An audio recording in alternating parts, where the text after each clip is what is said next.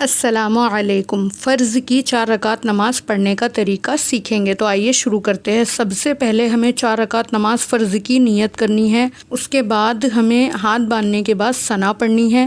ثنا کے بعد تعوذ یعنی اعوذ باللہ پڑھیں گے، پھر بسم اللہ پڑھ کر سورہ فاتحہ یعنی الحمد شریف کی تلاوت کریں گے۔ الحمد شریف مکمل کرنے کے بعد اب یہاں پہ ہمیں جو سورت بھی یاد ہے، یا تو وہ 3 بڑی آیتیں ہو یا ایک چھوٹی سورت ہو، جیسے سورہ ناس ہے، سورہ فلق ہے، سورہ اخلاص ہے یا سورہ کافرون ہے، جو بھی سورت ہمیں یاد ہے ہم اس کی تلاوت کر لیں گے۔ پھر ہم رکوع میں جائیں گے۔ رکوع کرنے کے بعد میں پھر ہم 2 سجدے کریں گے اور دوسری رکعت کے لیے کھڑا ہو جائیں گے۔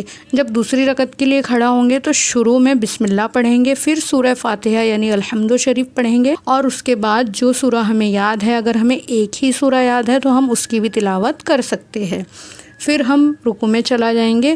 رکوع سے اٹھنے کے بعد 2 سجدے کریں گے اور پھر اتحیات پڑھ کے تیسری رکعت کے لیے ہم کھڑے ہو جائیں گے۔ اب یہاں پہ غور کرنے کی بات یہ ہے کہ جب ہم فرض کی تیسری رکعت کے لیے کھڑے ہوں گے تو یہاں ہم بسم اللہ پڑھیں گے، پھر الحمد شریف پڑھیں گے، لیکن اس میں اب ہمیں کوئی سورت پڑھنے کی ضرورت نہیں ہے۔ جی ہاں، صرف سورہ فاتحہ پڑھ کر یعنی الحمد شریف پڑھ کر ہم تیسری رکعت کے لیے رکوع میں چلے جائیں گے، اور رکوع میں جانے کے بعد دونوں سجدے ادا کریں گے اور چوتھی رکعت کے لیے پھر سے کھڑے ہو جائیں گے۔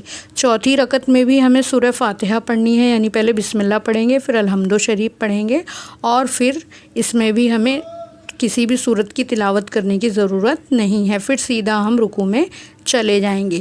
صرف یاد رکھیے کہ فرض نماز کی جو 4 رکعت ہوتی ہے تو اس کی تیسری اور چوتھی رکعت میں ہمیں صرف الحمد شریف پڑھنا ہوتی ہے، اس کے بعد ہمیں کوئی سورہ ملانی نہیں ہوتی۔ آسانی کے لیے بس آپ یہ یاد رکھیے کہ صرف 2 رکعت میں ہمیں سورت ملانی ہے الحمدوں کے ساتھ، اور تیسری اور چوتھی رکعت میں ہمیں سورت نہیں ملانی ہے۔